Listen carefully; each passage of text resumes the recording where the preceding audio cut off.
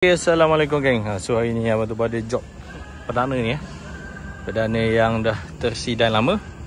Lepas tu nak restore balik, nak salin enjin ni, salin enjin Evo AVR masuk ke dalam perdana ni. Okay, so yang ni kita dah barai habis dah. Kita dah barai habis.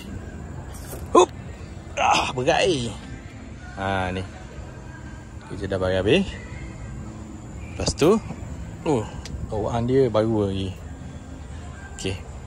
Lepas tu kita akan cat dulu, hantar cat dulu lepas tu kita akan masuk tu tengok dalam dia. Span ni. Okay. Steering boleh ikat semua. Ni. Okay, ngam. Kita cat lah. Hantar cat dulu. Okay. Lepas ni tengok hasil macam mana cat. Lepas tu kita masuk barang-barang dalam. Okay.